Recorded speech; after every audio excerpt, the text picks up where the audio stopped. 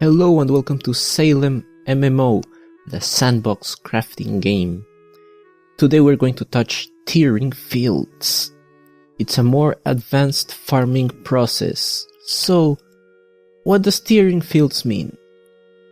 You can see I click on a field and I get these 4 bars. In the previous video I mentioned what they mean. Again, I will recap. The first bar means cabbage, the second bar cereal or corn, the third bar cotton, and the last bar pumpkin. If you cannot remember that, well, you know your ABCs. Cabbage, cereal or corn, cotton, and pumpkin. So, we have the blue bar field. What does this mean? Well, I have something handy here for you guys. Do you see this chart here?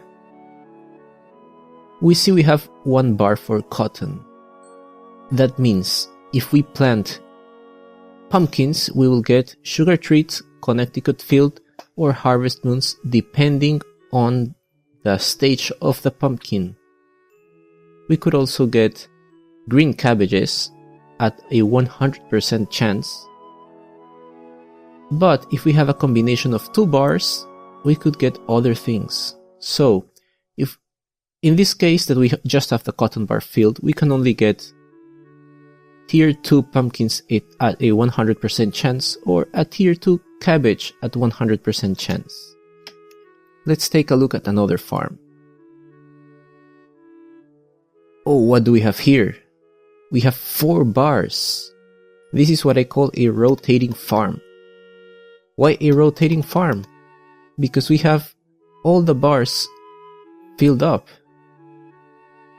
You can see that we have the first bar at 85 for cabbage, the second bar at 100, the third bar at 90, and the fourth bar at 95. Each time we plant something, all the bars drop by 5 points, except the one we plant that goes up by 5. So with a rotating farm, we just have to see that we get to 300 influence, in this case in cabbage, and it will get to 100 and all the other bars will drop down by 5 points. So in a rotating farm, we can have tier 3 and a little bit of tier 2 crops in every single harvest. However, you always have to plant not before, but when the bar gets to 85 points and use 300 influence. So what is this influence we talk about? 1 bar has 100 points. Every time you plant, you go up by 5 points. You could translate the full bar to 2000% influence. Or every single 5 points is 100 influence. So you can see I have here a field that has 190 points. I can harvest this field. And now I have, well, both at 95. It would be ideal if it were 195. Anyway, if I plant something here, like cotton for example, let's take a look at our chart. We have the cabbage and the cereal bars almost full. That means we will get Sea Island cotton.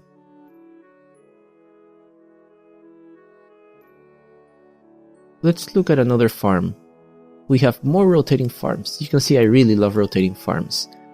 Rarely do you want just tier 2 crops. For example, that's when you want rye for your rye breads or green cabbage for certain food items.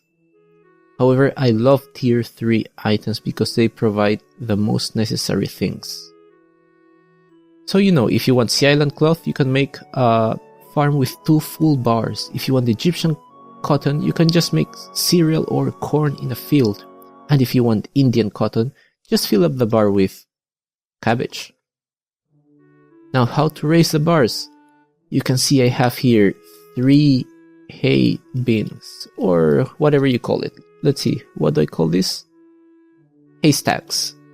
So haystacks are an awesome way to raise influence on your fields.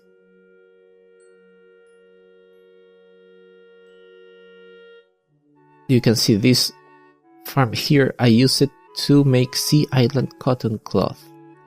Tiering is a very simple process, however keep in mind, it takes a long time. So it's a good idea to spam hay, that way you can raise the influence. If you have the time, however, just plant and raise 5 points by 5 points.